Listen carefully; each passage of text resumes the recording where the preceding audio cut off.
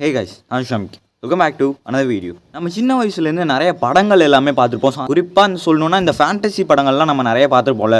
So அந்த மாதிரி படங்கள் பார்க்கும்போது நம்மளுக்கே தோணிருக்கும், ஸோ இந்த படத்தில் வர இந்த சூப்பர் ஹீரோ மாதிரி சக்தி இதெல்லாம் நம்மளுக்கு நிஜ வாழ்க்கையில் கிடைக்குமா அப்படின்ற மாதிரி நம்ம நிறைய தடவை யோசிச்சிருப்போம். வீட்டில் யாருமே இல்லாதப்ப நம்ம வந்து சூப்பர் மேன், நம்ம வந்து ஸ்பைடர் மேன் அப்படின்ற மாதிரி சும்மா நம்ம இமிடேட் பண்ணி காமிச்சிருப்போம். பட் உண்மையிலே இப்போ நீங்கள் இருந்துட்டு இருக்க உலகத்தில் சூப்பர் பவர், அதாவது கிட்டத்தட்ட நிஜத்துக்கு அப்பாற்பட்ட இருக்க நிறைய சக்திகள்னு சொல்லலாம், அப்படி இல்லைனா அவங்களோட நோய்கள்னு சொல்லலாம், அதிர்ஷ்டம்னு சொல்லலாம், எப்படி வேணாலும் சொல்லலாம். ஸோ இந்த உலகத்தில் இருக்க real life super powered people, அதாவது அவங்ககிட்ட ஏதோ ஒரு சக்தி இருக்குது, அது நம்மள்கிட்ட இருந்தால் நல்லாயிருக்கும் அப்படின்ற மாதிரி நம்மளுக்கு தோணும் அதை கேட்டதுக்கப்புறம். ஸோ அந்த மாதிரி உண்மையிலே இருக்க ஒரு 5 பேரை பற்றி தான் இன்றைக்கி நம்ம வீடியோவில் பார்க்க போகிறோம். ஸோ வாங்க கிளப்பலாம்.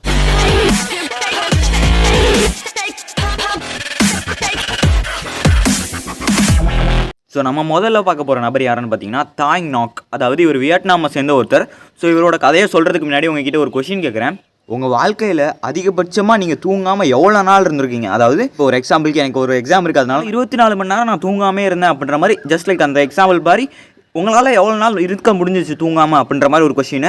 ஸோ இதுக்கு வந்து ஒரு கமெண்ட் பாக்ஸ் ஆன்சர் பண்ணுங்கள். பட் ஆவரேஜாக ஒரு மனுஷன் வந்து 6 to 8 மணி நேரம் எல்லா நாளுமே 24 மணி நேரத்தில் 6 to 8 மணி நேரம் தூங்குறதுக்கு செலவழிச்சே ஆகணும். தூக்கம் அப்படின்ற ஒரு விஷயம் மிகப்பெரிய ஒரு இம்பார்ட்டண்டான ஒரு விஷயம். பட் நான் சொன்னேன்ல தாய் நாக், ஸோ அவர் வந்து பார்த்தீங்கன்னா 1962 இப்போ வரையும் தூங்கவே இல்லை அப்படின்ற மாதிரி ஒரு ஷாக்கிங்கான விஷயத்த சொல்கிறாங்க. ஸோ ஒரு யூடியூப் சேனலுக்கு இன்டர்வியூ கொடுத்த இவர் என்ன சொல்லியிருக்காருன்னா, 1962 எனக்கு ஒரு ஜுரம் வந்துச்சு. ஸோ அந்த ஜுரம் வந்து என் வாழ்க்கையே மாற்றி போட்டுருச்சு. அந்த ஜுரம் வந்ததுலேருந்து எனக்கு தூக்கமே வரல, தூங்கவே இல்லை அப்படின்ற மாதிரி விஷயத்த சொல்லியிருக்காரு. அவங்க ஃபேமிலி மெம்பர்ஸ் எல்லாத்தையும் விசாரிச்ச போது, நாங்களும் பல வருஷங்களாக அவரை பார்த்துட்டு இருக்கோம், ஒரு தூங்கி ஒரு நாள் கூட நாங்கள் பார்த்ததில்லை அப்படின்ற மாதிரி சொல்கிறாங்க. பட் அவரோட ஹெல்த் கண்டிஷன், அவரோட ஃபிட்னஸ் இதெல்லாம் வச்சு பார்க்கும்போது அவர் சொல்கிறது பொய்யா இருக்கலாம் அப்படின்ற மாதிரி சொல்கிறாங்க. பட் இருந்தாலும் அவங்க சுற்றி இருக்கவங்க எல்லாருமே இல்லை, அவர் தூங்கி நாங்கள் பார்க்கவே இல்லை அப்படின்ற மாதிரி சொல்கிறாங்க. எப்படி இத்தனை வருஷம் ஒருத்தரால் தூங்காமல் இருக்க முடியும்? அப்படி தூங்காமல் இருந்து அவரோட மென்டல் ஹெல்த்து, அவரோட உடம்பு எல்லாமே எப்படி ஸ்டிஃபாக கரெக்டாக இருக்குது அப்படின்றது யாருக்குமே தெரியல. ஸோ நம்ம ரெண்டாவதாக பார்க்க போகிறது யாருன்னு பார்த்தீங்கன்னா ரெபேக்கா ஷேராக். அதாவது திரும்பி உங்ககிட்ட ஒரு கொஷின் கேட்குறேன். போன வாரம் திங்கக்கிழமை காலையில் 8 மணிக்கு என்ன நடந்துச்சு அப்படின்றது உங்களுக்கு ஞாபகம் இருக்கா? என்னடா லூசுத்தனமாக இருக்குது, போன வாரம் திங்கக்கிழமை காலையில் 8 மணிக்கு நடந்தது எனக்கு எப்படி இப்போ ஞாபகம் இருக்கும் அப்படின்ற மாதிரி நீங்கள் கேட்கலாம்.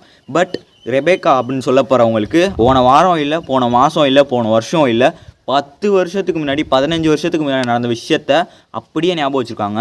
ஸோ ஆஸ்திரேலியாவில் பிரிஸ்பேன் அப்படின்ற இடத்த சேர்ந்த ரெபேக்காவுக்கு 2014 ஒரு டவுட் வருது. என்னடா நம்ம வாழ்க்கையில் எல்லா விஷயத்தையுமே ஞாபகம் வச்சுருக்கோமே அப்படின்ற மாதிரி டவுட் வருது. ஸோ அந்த டைம் தான் அவங்க ரியலைஸ் பண்ணுறாங்க, மற்ற பீப்புளெலாம் சின்ன சின்ன விஷயத்த மறந்துடுறாங்களா, பட் இவங்க வந்து எல்லாத்தையுமே ஞாபகம் வச்சுருக்கிறதுனால டவுட் படுறாங்க. அதுக்கப்புறம் தான் அவங்க ஃபேமஸ் ஆரம்பிக்கிறாங்க, எல்லா விஷயங்களும் அவங்க ஞாபகம் வச்சுருக்காங்க. கடைசி 20 வருஷம், அதாவது இப்போலேருந்து 20 வருஷம், 2004 இப்போ வரையும் அவங்களுக்கு நடந்த விஷயங்கள் எல்லாமே அவங்களுக்கு அப்படியே ஞாபகம் இருக்கும் அப்படின்ற மாதிரி சொல்கிறாங்க.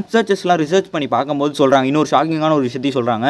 என்னென்னு பார்த்தீங்கன்னா ஹைலி சுப்பீரியர் ஆட்டோகிராஃபிக்கல் மெமரி, அதாவது HSAM அப்படின்ற ஒரு விஷயம் தான் இவங்களுக்கு இருக்குது அப்படின்ற மாதிரி சொல்கிறாங்க. இந்த உலகத்தில் கிட்டத்தட்ட 60 பேருக்கிட்ட இந்த ஒரு விஷயம், அதாவது அவங்களுக்கு நடந்த பல விஷயங்கள் எத்தனை வருஷத்துக்கு முன்னாடி நடந்தாலும் அது அப்படியே ஞாபகம் வச்சிருக்க மாதிரி ஒரு நம்ம பாஷையில் சொல்லணும்னா ஒரு சூப்பர் பவர் அப்படின்னே வச்சுக்கோமே. பட் நம்மளுக்கு வேணால் அது வந்து சூப்பர் பவராக இருக்கலாம். ரெபேக்கா அவங்க கிட்ட கேட்ட போது இதுதான் எனக்கு கிடைச்ச மிகப்பெரிய ஒரு தண்டனை அப்படின்ற மாதிரி சொல்கிறாங்க. ஏன்னு சொல்கிறாங்கன்னு பார்த்தீங்கன்னா, அவங்க வாழ்க்கையில் நடந்த விஷயங்கள் எதையுமே அவங்களால மறக்க முடியாதுல்ல. ஸோ யோசிச்சு பாருங்க, நம்மளுக்கு நடக்கிற விஷயங்கள் எல்லாத்தையுமே நம்ம மறந்துடுறோம். ஸோ அதெல்லாம் நம்ம டைம் ஹாப்பியாக இருக்கும். பட் எதையுமே மறக்க முடியாமல் இருந்தால் அது எப்படி இருக்கும் அப்படின்றத நீங்களே யோசிச்சு பாருங்க. ஸோ நான் தேர்டாக சொல்ல போகிற பர்சன் யாருன்னு பார்த்தீங்கன்னா, ஸ்காட்லாந்து சேர்ந்த ஜோ கேமரான். அதாவது நம்ம எல்லார் வாழ்க்கையிலுமே லைட்டாக தடுக்கி விழுந்து நம்ம கீழே விழுந்து அங்கே ரத்தம் வந்தாலே செம்ம ஏறி எரியும். நான் ஒரு எக்ஸாம்பிளுக்கு சொல்கிறேன். ஸோ அந்த மாதிரி லைட்டாக அவர் தடிக்கிட்டு விழுந்ததுக்கே அவ்வளோ எரியுதுன்னா நம்மளுக்கு எவ்வளோ அடிபட்டிருக்கும், சின்ன வயசுலேருந்து எத்தனை தழும்புகள், அதில் எவ்வளோ வலி அனுபவிச்சிருப்போம். அந்த மாதிரி எவ்வளோ விஷயங்கள் இருக்குது. அது மட்டும் இல்லாமல் பேய் படம் பார்த்தா பயப்படுறது, ஏதாவது ஒரு விஷயம் நடந்துட்டு ஆங்ஸைட்டி ஆகிறது, டென்ஷன் ஆகிறது, இந்த மாதிரி எவ்வளோ விஷயங்கள் நம்மளுக்கு நடக்கும். பட் இதெல்லாம் இல்லாமல் அந்த உலகத்தில் ஒரு பர்சன் இருக்காங்க அப்படின்னு சொன்னால் நம்ப முடியுமா? எஸ், ஜோ கேமரான் அப்படின்னு சொல்ல போகிற பெண்மணிக்கு பார்த்தீங்கன்னா, அவங்க ஜீனில் ஏதோ ஒரு மாற்றம் இருந்த ஒரு காரணத்துக்காக அவங்களால பெயினை ஃபீல் பண்ண முடியாது, ஆன்சைட்டி, அதாவது கோவப்பட மாட்டாங்க, டென்ஷன் ஆக மாட்டாங்க. அது மட்டும் இல்லாமல் எந்த ஒரு விஷயத்துக்குமே பயப்படவே மாட்டாங்க. ஸோ அந்த மாதிரி ஒரு அவங்க மியூட்டேஷன் அப்படின்ற மாதிரி சொல்லுவாங்க, ஒரு எவல்யூஷன், அவங்களோட ஜீனே ஏதோ ஒரு விஷயத்தை எவல்யூட் பண்ணிக்கிட்ட ஒரு காரணத்துக்காக இப்படி அவங்களுக்கு ஆயிடுச்சு அப்படின்ற மாதிரி சொல்கிறாங்க. ஸோ அதை வந்து ஃபேட் ஜீன் அப்படின்ற மாதிரி ரிசர்ச்சர்ஸ் எல்லாருமே சொல்கிறாங்க. ஸோ இவங்களுக்கு கிடைச்ச ஒரு சக்தின்னு சொல்லலாமா, இல்லை ஒரு அது வந்து ஒரு துரதிர்ஷ்டம் அப்படின்ற மாதிரி சொல்லலாம். ஏன்னா ஒருத்தருக்கு பெயினே இல்லைனா அவங்களுக்கு ஏதாவது அடிப்பட்டால் கூட அவங்களுக்கு தெரியாது. யோசிச்சு பாருங்களேன், ப்ளீடிங்காக நம்மளோட முதுகுலேயே ஒரு அடிபட்டிருக்கு, ஸோ ரத்தம் வரது நம்மளுக்கு தெரியலனா அது வந்து எவ்வளோ பெரிய ஒரு பிரச்சனையாகும் அப்படின்ற மாதிரி யோசிச்சு பாருங்க. பட் என்ன இருந்தாலும் இந்த ஒரு விஷயத்தை விஷயத்தை வந்து ஒரு மெடிசனாக மாற்றி ஒரு பேஷண்ட்டுக்குலாம் இதை கொடுக்கலாம் அப்படின்றதுக்கான ஒரு ஆராய்ச்சி பண்ணிட்டு இருக்காங்க அப்படின்ற மாதிரி நான் கேள்விப்பட்டேன். ஆப்ரேஷன் பண்ணுறதுக்கு முன்னாடி ஏக்கம் வர வைக்கிறது, அந்த இடத்த செயலிழக்க வைக்கிறது, இந்த மாதிரி விஷயங்கள்லாம் பண்ணுவாங்களே. பட் இதை தாண்டி இது ஒரு அட்வான்ஸ்டாக பெயினே இல்லாத மாதிரி ஒரு விஷயம் பேஷண்ட்டெல்லாம் ட்ரீட் பண்ணுறதுக்கான ஒரு விஷயத்தை இவங்கள வச்சு கண்டுபிடிக்கலாம் அப்படின்ற மாதிரி சொல்கிறாங்க. அப்போ நீங்கள் யோசிச்சு பாருங்களேன், உங்களோட பதில் என்னவா இருக்கும்? உங்களுக்கு பெயினே அப்படின்ற ஒரு விஷயமே இல்லை அப்படின்னா உங்களுக்கு எப்படி இருக்கும்? பெயின், எமோஷனு, ஆன்சைட்டி இந்த மாதிரி எந்த விஷயமே உங்களுக்கு இல்லைனா அது எப்படி இருக்கும் அப்படின்றது வந்து கமெண்ட் பாக்ஸில் கமெண்ட் பண்ணுங்க. ஸோ நம்ம ஃபோர்த்தாக பார்க்க போகிற ஒருத்தர் யாருன்னு பார்த்தீங்கன்னா நீலகந்த பானு பிரகாஷ் அப்படின்னு சொல்லப்படுற ஆந்திராவை சேர்ந்த ஒருத்தர். நம்ம எல்லாருமே ஸ்கூல் படிக்கும்போது மேக்ஸ் அப்படின்ற ஒரு சப்ஜெக்ட் படிச்சிருப்போம். ஸோ அந்த சப்ஜெக்ட் படிக்கும்போது நம்மளை விட ஒருத்தன் வந்து கால்குலேஷன் அதிகமாக போட்டால் நம்மளுக்கு கொஞ்சம் ஜெலஸியாக இருக்கும்ல, என்னடா நம்மளோட ஃபாஸ்ட்டாக போடுறோம், நம்மளும் அந்த மாதிரி ஃபாஸ்ட்டாக போடணும் அப்படின்ற மாதிரி தோணும்ல. ஸோ இந்த மாதிரி விஷயத்தை தாண்டி ஒரு பிரகாஷ் அவர்களுக்கு வந்து அந்த மேக்ஸ் அப்படின்ற ஒரு விஷயத்தில் தான் நம்ம பிரகாஷ் ஸ்பெஷலே ஏன்னு பார்த்தீங்கன்னா ஹியூமன் கால்குலேட்டர், அதாவது கால்குலேட்டர் அளவுக்கு ஸ்பீடாக போடுவார் இந்த மாதிரி மேக்ஸ் கால்குலேஷன்ஸ் எல்லாமே. ஸோ அதுதான் இவரோட ஸ்பெஷாலிட்டி. இது எப்படிடா சாத்தியம் அப்படின்ற மாதிரி கேட்டிங்கன்னா, தன்னோட 5வது வயசில் இருக்கும்போது பிரகாஷ் அவர்களுக்கு வந்து ஒரு ஆக்சிடென்ட் நடக்குது. ஸோ அந்த ஆக்சிடென்ட் மூலயமா அவருக்கு வந்து பிரெயினில் ஏதாவது பிரச்சனை வர வாய்ப்பு இருக்குது அப்படின்ற மாதிரி டாக்டர் சொல்கிறாங்க. ஸோ அதனால் அவர் பிரெயினை வந்து ஆக்டிவாகவே வச்சிருக்கோங்க அப்படின்ற மாதிரி அவங்க பேரண்ட்ஸ்ட்டு வந்து ஒரு இன்ஸ்ட்ரக்ஷன் கொடுத்துட்டு போகிறாங்க. ஸோ அவங்க பேரண்ட்ஸும் அவங்களோட பிரெயினை வந்து ஆக்டிவாக வச்சுக்கிறதுக்காக அவருக்கு வந்து நிறைய பசில்ஸாக இருக்கட்டும், மேக்ஸ் குவிஸாக இருக்கட்டும் அப்படின்ற மாதிரி சில விஷயங்கள்லாம் கொடுத்துருக்காங்க. ஸோ அது வந்து அப்படியே அட்வான்ஸ் ஆகி 5 வயசுலேயே அந்த மாதிரி பசில்ஸ் எல்லாம் சால்வ் பண்ண ஆரம்பித்த அவர் வந்து அட்வான்ஸ்டு மேத்து, அதில் இருக்க ட்ரிக்ஸு, அது எப்படி ஃபாஸ்ட்டாக போகிறது, ஸ்பீட் மேத்து, இந்த மாதிரி நிறைய விஷயங்கள் கற்றுக்க ஆரம்பிக்கிறாரு. ஸோ அது மூலயமா இந்த கேல்குலேஷன் நீங்கள் கொடுத்தாலும் ஒரு செகண்டில் அவர் சொல்லுவார் கால்குலேட்டர் மாதிரி. ஸோ அதனால தான் ஹியூமன் கால்குலேட்டர் அப்படின்ற மாதிரி அவருக்கு பேர் வந்துச்சு. ஸோ அது மூலயமா அவர் நிறைய கின்னஸ் வேர்ல்ட் ரெக்கார்ட் படிச்சிருக்காரு, நிறைய அவார்ட்ஸ் வாங்கியிருக்காரு. ஸோ இது மூலயமா நம்ம ஒரு விஷயம் கற்றுக்கலாம். என்னன்னா, நம்மளுக்கு ஏதோ ஒரு விஷயம் நடந்துச்சு அப்படின்ற ஒரு காரணத்துக்காக நம்ம சோகமாக இருந்துட்டு நம்ம வந்து கோஇன்சிடென்ட்டாக நடந்தாலும் சரி, இல்லை வேணும்னே நடந்தாலும் சரி, அது நடந்துருச்சு அப்படின்ற ஒரு காரணத்துக்காக நம்ம தேவையில்லாமல் அதை நினச்சி ஃபீல் பண்ணிட்டு இருக்கும்போது அந்த டைமை வேறு ஏதோ ஒரு விஷயத்துக்காக யூஸ்ஃபுல்லாக யூஸ் பண்ணிக்கலாம் அப்படின்றது வந்து இது மூலயமா நம்ம தெரிஞ்சுக்கலாம்.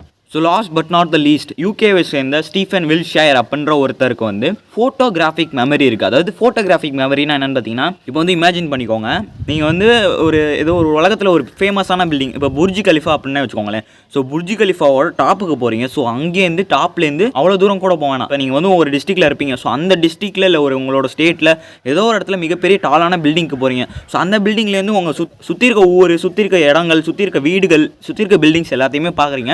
ஸோ அதை பார்த்த ஒரு செகண்டில் வந்து அதை பார்த்து எல்லாத்தையுமே வரைஞ்சு காட்டுங்க அப்படின்ற மாதிரி சொன்னால் கண்டிப்பாக உங்களால் முடியாது கரெக்டாக. பட் இவரால் முடியும். ஸோ அதுதான் ஸ்டீஃபன் வில்ஷயரோட ஸ்பெஷாலிட்டி. அதாவது இவருக்கு இப்படி இந்த மாதிரி விஷயங்கள்லாம் நடக்குதுன்னு பார்த்தீங்கன்னா, இவரோட 7 வயசு இருக்கும்போது இவரோட டீச்சர் வந்து ஒரு ஆர்டிஸ்ட் ஆகுது அப்படின்ற மாதிரி ஒரு டீச்சர் வந்து சொல்கிறாங்க. ஸோ அதை கேட்டு அவர் வந்து சும்மா டிராயிங் வரையெல்லாம் ட்ரை பண்ணுறாரு. ஸோ அது வரையும் போது அவங்க டீச்சருக்கு ஷாக் ஆகுது. ஏன்னா அப்படியே அவர் பார்த்தது எல்லாத்தையுமே கரெக்டாக வரைகிறாரு. ஸோ அந்த ஒரு காரணத்துக்காக அது ப்ரெஸ், இந்த மீடியா இதெல்லாம் ஃபேமஸ் ஆகிறாரு. 7 வயசு பையன் எப்படி இந்த மாதிரி விஷயத்தெல்லாம் வரைய முடியும் அப்படின்னு சொல்லி ஃபேமஸ் ஆகிறாரு. ஸோ ஃபேமஸ் ஆகி அடுத்த வருஷம் யூகேவோட பிரசிடென்ட் வந்து அவருக்கு வந்து ஒரு ப்ராஜெக்ட் கொடுக்குறாரு. ஸோ அதையும் சக்ஸஸ்ஃபுல்லாக அவர் வரைஞ்சு காமிக்கிறாரு. ஸோ அது மூலயமா அவர் ஃபேமஸ் ஆகி ஃபோட்டோகிராஃபிக் மெமரி உள்ள ஒரு ஆர்டிஸ்டாக மாறி இந்த ஒரு விஷயத்தை அவரோட திறமையாக மாற்றி அவர் வந்து ஒரு சக்ஸஸ்ஃபுல் பர்சனாகவே வந்துட்டார். இந்த 5 பர்சனை பற்றி தான் இன்றைக்கி நம்ம வீடியோவில் பார்த்தோம்.